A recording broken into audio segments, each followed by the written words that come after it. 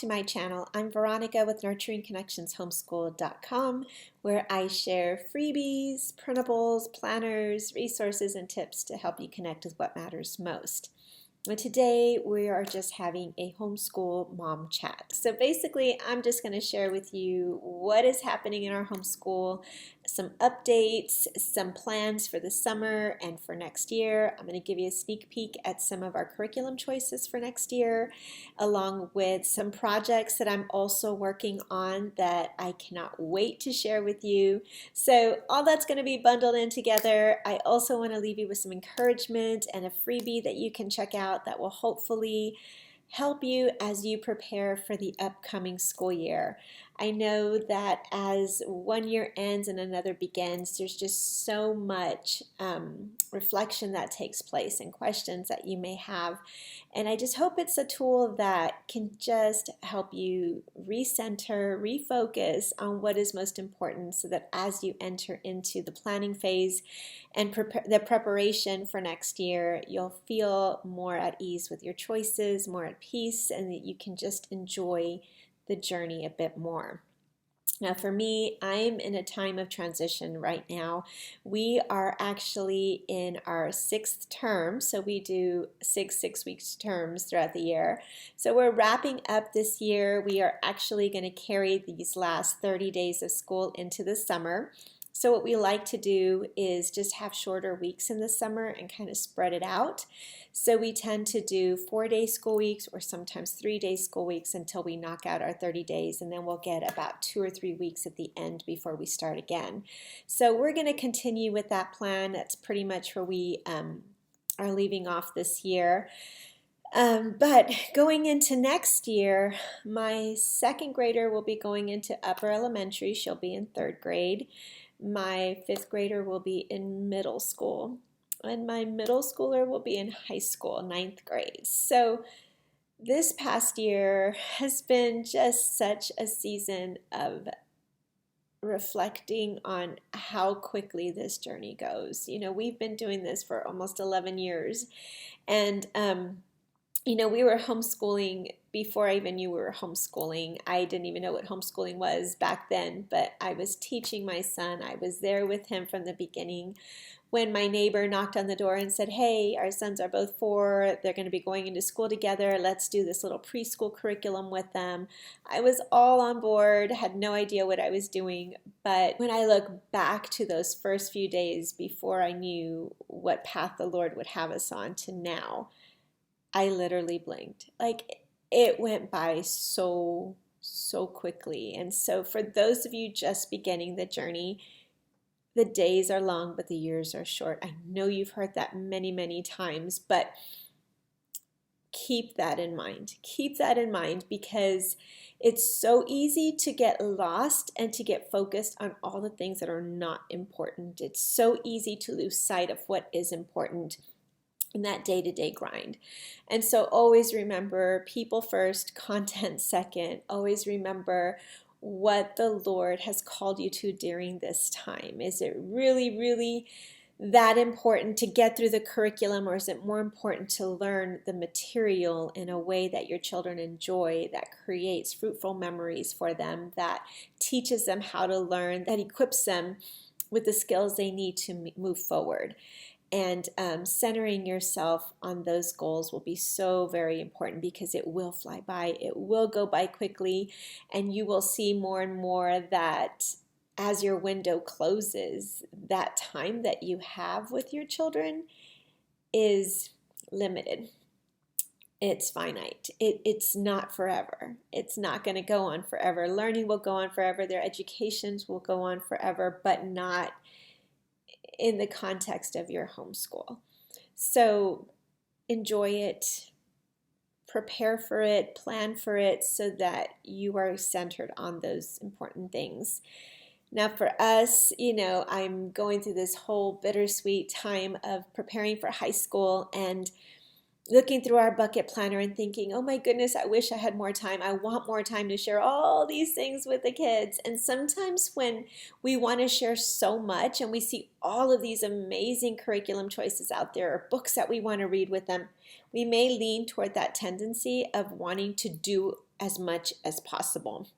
And so we want to make sure we don't also fall into that ditch of trying to take on too much and then once again missing out on those opportunities for in-depth learning, in-depth conversations, connection opportunities, and so forth. So balancing that out will be important as well, and doing your best to find the best resources for your children.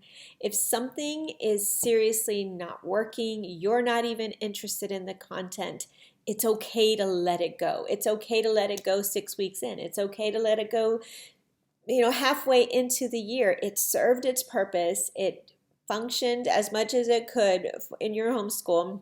You gleaned what information you could, and now it's time to move on. Don't be afraid to let go. Don't be afraid to move forward. Don't be afraid to not check off all the boxes all of the time. Sometimes the Lord has so much more in store for you than your limited mind can figure in. And so just being open to those possibilities, being willing to walk in the Spirit, praying over your homeschool is so important. And then allowing yourself to walk in that each and every day as you teach your children to do that as well.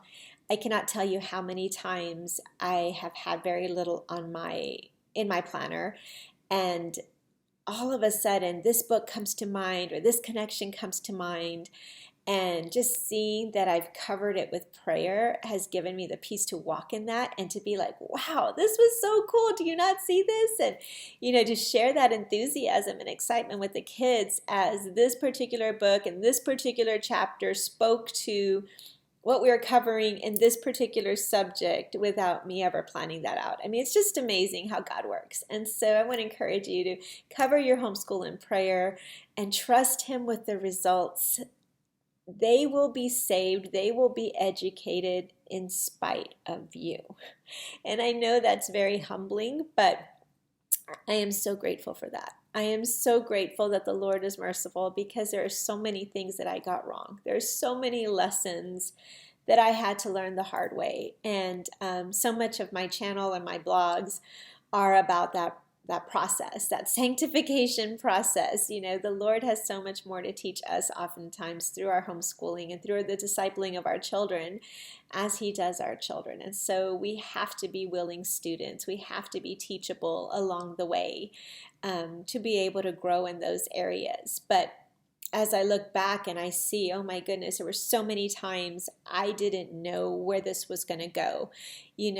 When I first started homeschooling, I literally mapped out my son's 13-year program. Like, I had this whole plan of everything he was going to do. And that actually stressed me out even more, because then I was trying so hard to stick with this curriculum and check off all the boxes, because we couldn't fall behind in this curriculum, because we had to be able to stay on task to be able to make this 13-year plan work, or whatever it was. And now looking back, I am so grateful that God took control instead. I mean, the things and the opportunities that have come up since that point, and the shifts and the changes we've made, have just been amazing. My son is a musician. He plays the electric guitar, acoustic guitar, and he can sing extremely well. And he went into this program and has just done amazing. And to see the hands, the Lord's hands over that process where I couldn't see it early on. And as a Christian mother who wants my children's gifts to be used for the glory of God, it was so hard to find anything in town that would nurture that gifting that God has given him for good in that way. So I'm so excited about that. We are continuing with the School of Worship with him. My daughters are continuing with that co-op 1 day a week, and next year it will fall on separate days. So there will be 1 day where I'll just have the girls, 1 day where I'll just have my son, and then 3 days that will be together all the way through. So it'll be interesting. It'll be neat to kind of see how that unfolds. But I'm learning to let go slowly. I'm learning to trust more as we go through this, and to know that God is in control, and our jobs as homeschool moms is just to be faithful with each and every day he gives us with our children, to redeem that time, to be joyful, to have the law of kindness on our tongues, to encourage our children to be enthusiastic about learning and give them a love for learning about God and His world, and nurture those gifts and talents and abilities He's given each and every one of them to glorify Him and for their good. So keeping that in mind has been so helpful for me, and I hope it's an encouragement to you as well. Now, as we go into the summer, some plans that we have right now, like I mentioned, we will do shorter weeks. When we are doing our group studies, I want to focus a little bit more on some life skills specifically. So as my son goes into high school, for example, I really want to equip him with time management skills, goal setting, creating a task analysis, those types of skills. So I am currently working on my planning system for students, for older students, maybe middle school, high school students. I definitely want to try this with my daughter as well. That'll take them step by step through the process of being intentional with their time. So it'll teach them how to set goals, how to break those tasks up in order to do a little bit at a time each month, to be intentional with each month that they have, to be able to record their co-op days and their appointments that they have, to be able to track their school, so their homeschool checklist will go in there as well. But all of that I'm working on as a teaching tool. So it'll guide them through it, it'll tell them what to do, it'll give them prompts for reflection, and all of that. So I'm working on that because I can see that need is there now for him and for my daughter to just start taking ownership. I saw my daughter the other day. She watches me a lot with my planner, and she sees how I map out my goals and everything. And it was so neat to see her create her own little goal sheet, and she put all the things that she wanted to do, and one of them was to be flexible. And so she has been working on her flexibility and her stretches with some friends and so forth, and she has her splits now. And she came up to me the other day. She said, "Look, Mom, I accomplished my goal. I wanted to be flexible." And she was able to circle that goal and start working toward the next one. And so I thought that was so neat to see them be that, self-motivated, to want to grow, to want to learn, and to take on that initiative. So I want to cultivate that more, but create that step-by-step process to help them succeed in that area. Another thing I want to focus on over the summer is just getting out as much as possible in the sun. So we'll continue with our gardening, of course, but we have a river 15 minutes down the road. So we like spending days out at the river, swimming, tubing, all that. Last year, our kids were a part of a swim team. And so we may look into that again and do some swim meets for the second part of the summer. We will look at possibly spending some time at the library. So we do have a public library nearby that has a number of summer activities that the kids have always enjoyed. So, so far we haven't dealt with a lot of the public library issues that I've seen around the country. So as long as it continues to stay that way, then we will participate. I know last year they did a foam party and snow cones, and oh gosh, there were so many different things we did. There was a teen day and so forth. So we like to plug those into our calendar and make a few of those over the summer and just change things up, or craft days and STEM days and things like that. So we'll be checking that out over the summer. One of the things that we changed last week, I guess, was our schedule. So up to this point, we've always had a schedule where we start together as a group and then we go into independent studies until they finish. Now, my rule of thumb has always been start with the youngest. So I have an entire blog post on it. I still stand by that if you have lots of littles. It was called Homeschooling with multiple children, or no, with babies, toddlers, and preschoolers in the mix, and just some tips to consider. So I think there are like 10 tips on there, but one of them was to start with the youngest, and that has always worked from the beginning. When the little ones have that one-on-one time with mom first, they tend to feel more secure, then they can go off and continue on that activity, and then they kind of wander off and start playing, and they are perfectly content. And I found that when I try to reverse that with little ones, they tended to be clingier, they would want my attention, mom, mom, mom, and they'd constantly interrupt. So it was a helpful way for us to balance out the responsibilities and keep everybody happy and learning and moving forward. But I noticed this past, oh gosh, maybe month, 2 or 3 months or so, that as my son's workload has become more challenging, he has just needed my assistance a little bit more just to get started. And he personally likes to work from the hardest subject down to the easiest subject. And so I was trying to get him to go the other way, where I said, okay, do all the easy stuff while I work with the youngest, and then I'll get to you when it's time for the hard stuff. And that just was not working for him. And there was just a lot of interruption taking place. So I decided to try to switch things up quite a bit. And instead of even starting with group study, I started with him. So I've been starting at 9 o'clock with my son. The girls spend that first hour outside with the dog, running around. The weather is the coolest in the mornings here. We are in Texas, so we get a lot of sunshine and heat midday, and it's usually miserable for anybody to go out by that point. So I let them enjoy the mornings that are nice and fresh, and so it's just him and me inside the house, watching them from all the windows. We have a ton of windows in the back of the house where I could see all of the backyard. And I just sit one-on-one with him, and we knock out some of those tougher subjects, get him in a good place, and after that hour is up, he goes and he can work independently from that point forward. Then I go work with my youngest at that point. My middle daughter will go and do some of her independent studies, and after I'm done with her, then I shift over to my hour with my other daughter.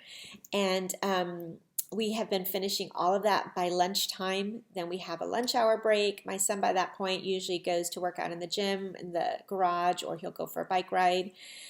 And then I have decided that after lunch, we'll do our group study at that point. So we'll start off with our read aloud, maybe while the kids are eating is what we've been doing, and then work our way through. But that also allows the flexibility that as the summer progresses, we can use that time for swimming or getting out to the garden and things like that, for PE and so forth. That'll help us balance out our days, but still getting us moving forward on those core basic skills. So those school subjects that are line upon line, precept by precept, those foundational skills that they need for learning anything in the future. So we're balancing that out. We've tried it out a few weeks and it has gone really, really well. So that is our new schedule. We do independent studies in the morning now, starting with my oldest, then my youngest and middle, and then going into group studies in the afternoon, finishing up everything by 2-ish, sometimes 3. I'm trying to get back to a quiet time for mom and for kids. We used to do that when they were little. Every day for 1 hour, they'd all go to their rooms and they could do whatever they wanted in there without any screens, no electronics whatsoever. But it was just a time of rest and quiet. And they used to look forward to it so much. They would build Legos or draw or paint or whatever. And especially the girls, they like that time away from each other for just a little bit because they play all day and they love to be together. But sometimes it's just helpful to have that time to be still and have your own thoughts for a little bit. And then I would use that time to, make phone calls or whatever I needed to take care of. But over the years, that has kind of dwindled because we just have so much going on and we've been out and about and all that. And so for this summer, one of my goals is at least 2 days a week to get back to having that 1 hour in the afternoons that we can all just kind of decompress a little bit and have that time of quiet and reflection. So we'll see how that part goes. Another thing I have been working on is my planner. Oh my goodness, guys, I'm so excited about this and I cannot wait to share it with you. I hope to have this out by mid-June, if not end of June. So if you are looking for a planner that connects home with school all in one, then wait just a little bit longer. It is almost completed. I put together this planner because for the longest time I had 2 separate planners. I had my home planner with all of our appointments and to-do lists and my own personal goals and all of that. And then I had my homeschool planner with lesson plans and tracking their attendance and all of that over there. And so I was constantly going back and forth between these 2 planners, which was not as efficient as I wanted it to be, but I just couldn't figure out how to merge the two. And so finally, after much prayer and trial and error, I came up with this 2-page spread that puts everything side by side. So for Monday, for example, you have a home column and then you have your school lesson boxes all the way down, and it goes from there. So I am working on all of that right now. I'm making it different colors because I get so bored after a while having the same planner. So I'm working on different colors per quarter, and I'm going to readjust my homeschool plan next year to be term 1 will be 9 weeks, 9 weeks, 9 weeks, and 9 weeks. So I'll go with those quarters and set goals for each chunk of time that will be color coded so I can track that progress. So for example, if every quarter, every 13 weeks, or every 3 months, I want to get in 9 weeks of school, then I can easily map that out in there and track in that little chunk of time, and then I can do that for the next quarter and so forth. I'm also working on the step-by-step process of it all. So I've had some questions of where do I even start? Where do I start with setting, morning routines and chore charts and running the house aspect of it in order to bring in the school part of it and pull it all together. So I am working on that. Bear with me, it's coming, and hopefully I'll be able to put together another video soon, kind of taking you step by step, but I'll share with you a sneak peek. This is what I decided to use for my planner. I bought this disc system, switched out these discs. I needed them a little bit bigger here, but I just pulled out all the notebook pages that came in here and put together my own. So I have like these goal sheets for July, and then I have my term goals here for school. And then you'll see here I continued with this spread for the week, but I added in a section for dailies,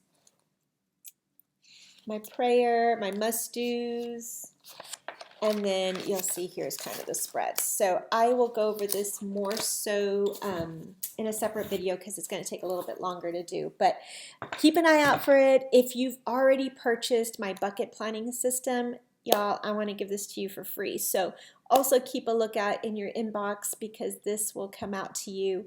I just want to bless you with it and hope that it encourages you in your walk and helps you get organized for the upcoming homeschool year. Now, what else do I have for you? New curriculums. Okay, so I've started getting them for the first time early this year. I usually don't get anything until August, but I've been working through our bucket planner. I've had all my ideas on here, so I knew what I wanted it to look like next year, and I have just been jumping on those sales and getting what I can so far. So I have some ideas for high school in a separate video called Planning for High School, so you can kind of get an idea of what that planning process has looked like if you have a child going into high school. For us, we are doing a lot with master books and generations. So I'm going to drop both links below. This is what I have for high school. It's a general science curriculum for master books. It's astronomy, geology, weather, and ocean from, again, a biblical perspective. I like that this has different levels in it. So it has your elementary information, middle, and high school. So I'm going to play around with that a little bit and see how much we can do on those 3 days together with this content. And then on that 1 day a week where I just have my son, we will, of course, make sure that we're targeting that high school level material and have him do that extra component to get that credit. So for my daughter, I'm going to continue with generations. I love the generations curriculum. They do not go through high school, so we're switching over to master books mainly for that reason. But I'm really happy with master books and the content that they have. You know, one of the things that I've kind of noticed as I've walked through this journey of trying to understand what a Christian education looks like, I remember early on, if they tacked on Bible for a subject, that was my understanding of Christian education. I grew up in the public school system. I was a public school educator. I was a public school consultant. I was a teacher. I was an educational specialist. So everything I did was secular. And I remember the first time I saw a reader that said God made something being totally shocked, like, oh, they put God in there. And as I've gone through the years, though, I've just really have been hungrier for more of God in our curriculum. And so we were introduced to Rod and Staff later on. In my father's world, I have a number of different videos on my father's world and kind of all the curriculums that we've used along the years. We walked through Heart of Dakota, and I have another comparison video there on that too. But I really, really love the heart behind Master Books and Generations. Both of them that I have seen have just really made Jesus a central focus point of every subject. Of every subject, it's in there. The Bible, a biblical perspective and worldview, a Christ-centered focus is in every subject, interwoven all the way through, because this world is His overall. It's all His.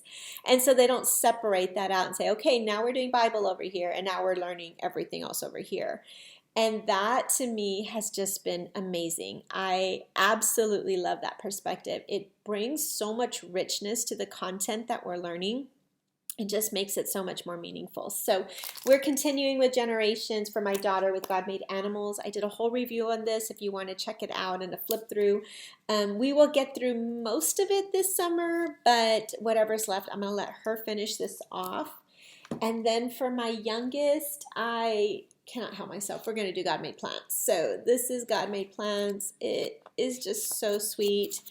I ordered the activity book, so this is coming in very, very soon, and I'll be able to start planning for her as well when I have some more time with her next year. For high school, I'm going to do this. Actually, for all the kids, I'm going to be doing this for apologetics from Master Books. And then my son will be doing the history of the world from Generations. So this is the workbook that comes with it. What I haven't decided just yet, because this is a lot of content, I am right now thinking of just doing Preparing the World for Jesus with Him. So really diving in depth and turning this into a 2-year world history, world geography credit. So by the end, it'll be half a credit of world history, and half a credit of world geography. That's kind of where I'm leaning. We shall see. But I do want to dive into this with him and really absorb the information. But my littlest one has also been begging me for world geography again. We did Exploring Countries and Cultures a while back with my father's world. I have a whole video if you want to check it out. And she just was like, when can we do that again, Mom? When can we do the little store that you used to do? We used to use like the different currencies from the other countries, and I'd put out little snacks and they'd have to buy them, and we would dress up and we would make food from that country, and we would make artwork and listen to music and all of that. And she was little bitty. She was about 3 years old when we did that. So she's been asking me for that a lot. And I thought, you know what, this may be a really good opportunity. My son can dive into a little deeper, of course, with world geography. It'd be a good opportunity for my middle daughter to go through that again. And so I am currently looking at Beautiful Feet books, picture books around the world.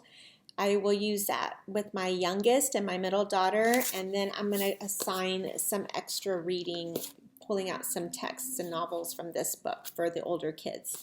So that's my kind of plan for right now.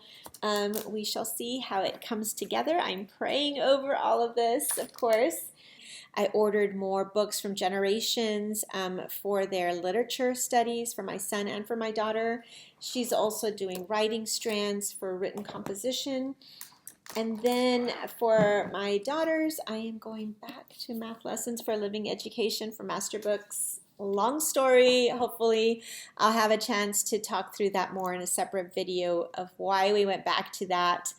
But in a nutshell, I just love the conceptual learning. I love that they understand these concepts and can explain them and have had those hands-on experiences to see the real-world application to it. And it's something that, as I've seen that bigger picture, I value so much more. So I know I flip-flopped a lot this year with Christian Light, and I think it's a solid curriculum and it's amazing. And if, my original goal was sit down and do 4 pages of math and just get that repetition in. So this one seemed like a lot more work in that sense because there's more hands-on, there's more you have to narrate to me, you have to tell me what you're understanding. But we ended up getting stuck with Christian Light after it was good for a little while in that the sequence was different. And so because we hadn't started with it, there was a lot of stuff that started popping up in those second, third, fourth workbooks that we had, it was just a different sequence. So we hadn't covered those things. It was getting really frustrating.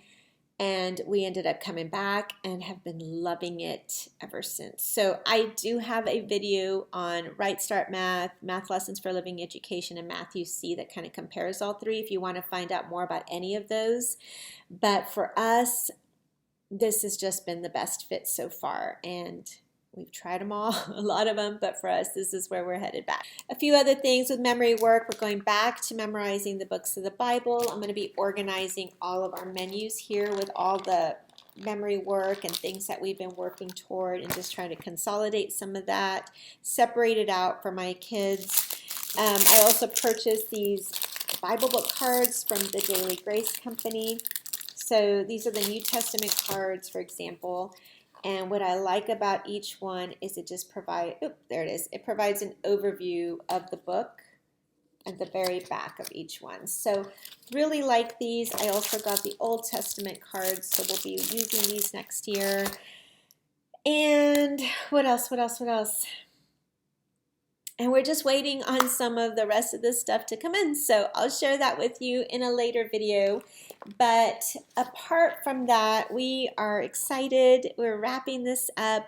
The last thing I wanted to leave you with was a note of encouragement and a free printable that is available on my website along with a free masterclass that you can take at your leisure. It's a 3-part video series that is free to all members. You just need to go to my website, click on member freebies. You can sign in or sign up with an email address.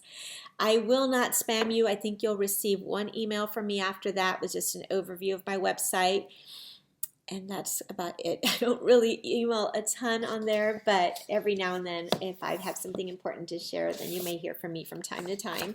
But what you'll get access to is my free printable library with all the printables that I've created for my family, including this Homeschool Mom Bucket Planner. And so this is more of a resource for you and to remind you that as a homeschool mom, you are a professional.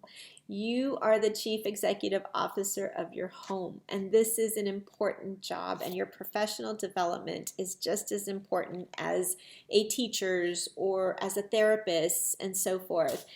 And so what this does is help kind of paint that broader picture of your responsibilities in order to help you set goals and focus in and target those areas of weakness and identify your strengths that you can capitalize on as well. So the focus behind this is just, again, focusing on the home so that the school part can happen in a meaningful and joyful way. So as an example, when you open it up, it begins with faith, and it takes you all the way through this of some important goals that you may set for growing in your faith and in your walk.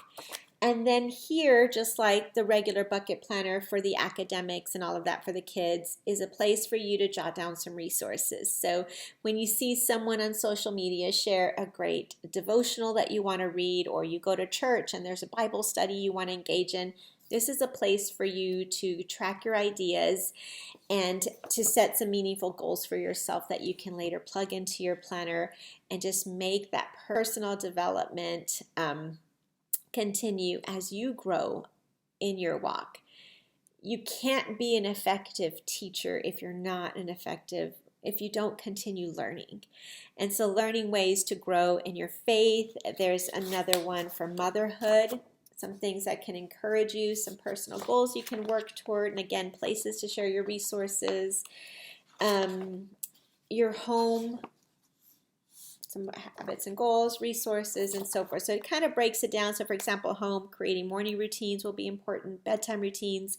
So that planner that I'm working on, all this is going to be integrated in there.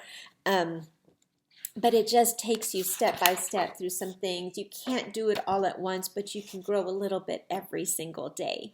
One of the goals I have for myself personally is that every quarter I try to read a book on marriage. I try to read a book on biblical marriage, I should say.